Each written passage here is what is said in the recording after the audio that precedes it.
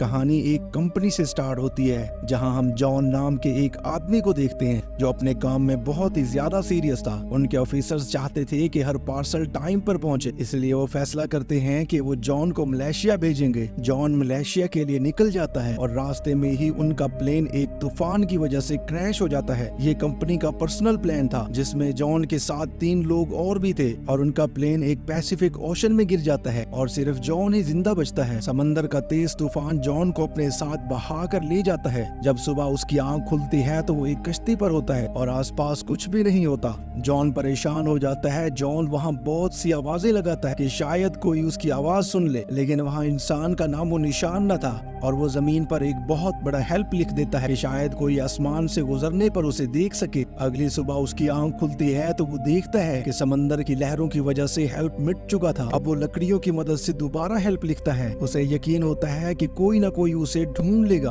अब जॉन को बहुत भूख लगती है, लेकिन उसके आसपास खाने का कोई सामान नहीं था। उसे कुछ आवाज सुनाई देती है और वो इधर उधर देखने लगता है तो वो देखता है कि एक नारियल जमीन पर गिरता है। वो वहाँ पड़े सभी नारियल को इकट्ठा करता है और उन्हें तोड़कर उनका रस पीकर गुजारा करता है। इसे यहाँ पर 3 दिन हो चुके थे और समंदर में चलने की वजह से उसके पैर जख्मी हो चुके थे क्योंकि उसके पाँव में जूते नहीं थे। इसीलिए वो अपने पैंट को आधा आधा काट कर अपने पाँव में बांध देता है ताकि उसे चोट न लगे। उसे वहाँ एक बहुत ऊंची चोटी नजर आती है। वो फैसला करता है कि वो उस पर जरूर चढ़ेगा और वो बहुत सी मुश्किलात से गुजरकर आखिरकार उस चोटी पर चढ़ने में कामयाब हो जाता है। जॉन को चोटी से ऊपर समंदर में कोई चीज तैरती नजर आती है और जब वो वापस नीचे आता है तो वो देखकर हैरान हो जाता है क्योंकि वो उसके प्लेन के पायलट की डेड बॉडी थी और वो बहुत रोता है और उसे दफनाते वक्त उसके जूते उतार लेता है और एक टार्च होती है वो भी अपने पास रख लेता है। इसके बाद कुछ दिनों के बाद का सीन दिखाया जाता है। जॉन अब इस आइसलैंड पर जिंदगी गुजारने का आदी हो गया था। वो समंदर में मछली का शिकार करने की कोशिश करता है और नाकाम हो जाता है। रात के वक्त उसे समंदर में एक शिप नजर आता है जिसे वो देखकर बहुत चिल्लाता है। उन्हें बहुत जोर जोर से आवाजें लगाता है। टार्च भी ऑन करता है लेकिन इतनी दूर से कोई उसे देख नहीं पाता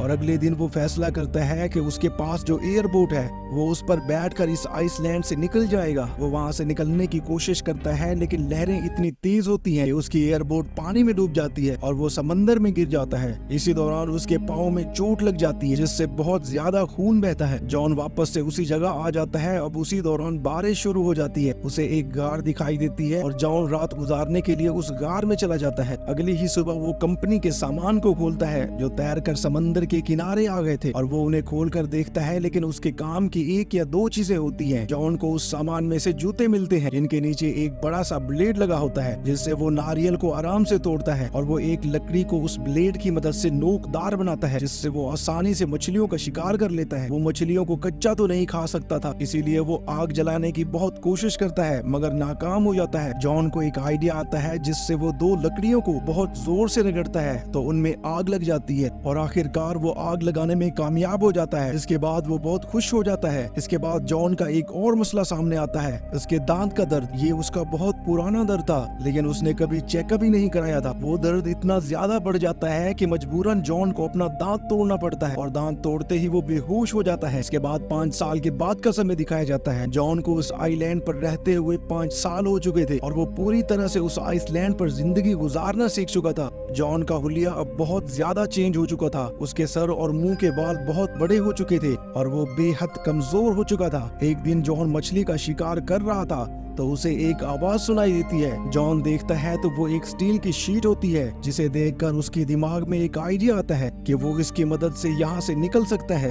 वो जब भी यहाँ से जाने की कोशिश करता था तो लहरें उसे यहाँ से जाने नहीं देती थी। अब वो नारियल की लकड़ियों को काट कर एक बोट तैयार कर लेता है और वो स्टील की शीट उसके आगे लगाता है। अब उसने बोट तैयार कर ली थी। अब वो फैसला करता है कि जब हवाएं कम होगी तो वो यहाँ से चला जाएगा। उस शीट को वो बोट के आगे लगाता है ताकि उस शीट की मदद से वो लहरों को पार कर सके। जॉन बोट पर बैठता है और वहाँ से निकल पड़ता है और वो रास्ते में बहुत सी लहरों का मुकाबला करते हुए आगे बढ़ता है मगर समंदर अभी बाकी था। वो नहीं जानता था कि जमीन कब आएगी, लेकिन उसके अंदर एक उम्मीद थी कि अब शायद वो घर पहुँच जाएगा। मगर ये सब इतना आसान नहीं था। समंदर में उसे बहुत बुरे हालात देखने को मिलते हैं। समंदर के बीचों बीच उसके पास खाने और पीने के लिए कोई चीज न थी, इसीलिए वो बारिश के पानी को पीता है। वो समंदर के बीचों बीच फंस चुका था। अब वो बहुत निराश हो जाता है और रोने लगता है। अब जॉन समंदर में बहुत दिनों के सफर के बाद थक चुका था। एक दिन जब वो उस बोट पर सो रहा था तो एक बड़ा सा शिप उसके पास से गुजरता है और वो शिप वाले जॉन को बचा लेते हैं। इसके बाद एक मंथ के बाद का समय दिखाया जाता है जहाँ जॉन अब पहले की तरह हो गया था, लेकिन उसकी लाइफ में जो था वो सब कुछ बदल चुका था। इसके दोस्त और इसके घर वाले समझे थे कि जॉन मर चुका है और इसकी गर्लफ्रेंड कैली जो जॉन से बहुत प्यार करती थी, अब उसने भी शादी कर ली थी और उसका एक बच्चा था। जॉन जब उससे मिलने जाता है तो वो जॉन को देखकर बहुत खुश हो जाती है और वो उसे गले लगा लेती और वो बताती है कि मैं अब शादीशुदा हूँ। और उसके बाद जॉन वहाँ से चला जाता है और इसी के साथ इस सर्वाइवल स्टोरी का एंड हो जाता है। तो गाइस, स्टोरी आपको कैसी लगी नीचे कमेंट बॉक्स में बताएं एंड वीडियो को ज्यादा से ज्यादा लाइक एंड शेयर